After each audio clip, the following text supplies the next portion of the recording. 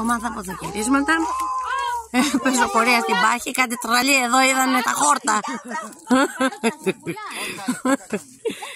Ανεβαίνουμε προς τον Άγιο Γεώργιο.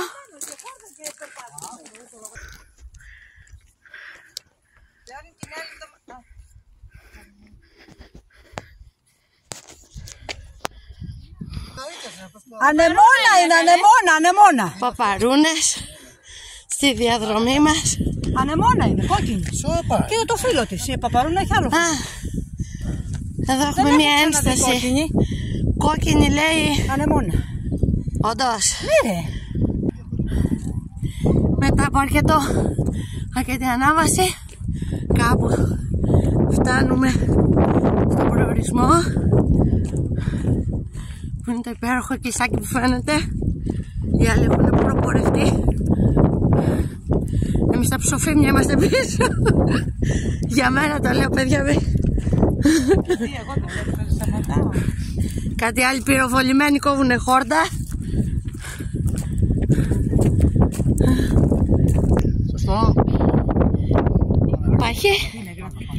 Υπέροχη Πάχη. Βράκι την επόμενη Θεονή. Αμέ. Και να το υπέροχο εκκλησάκι μας. Είναι και άλλοι επισκέπτες εδώ. Στάθουμε γρήγορα. Από κάτω Πάχη.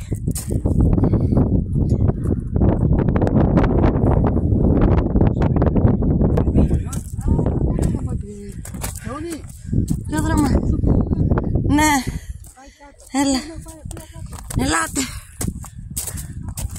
Ελάτε εδώ να σας ανοίξω την πόρτα.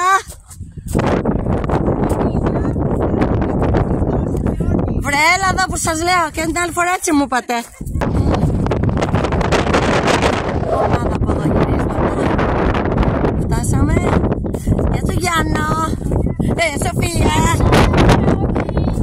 Γεια σου Γιάννα.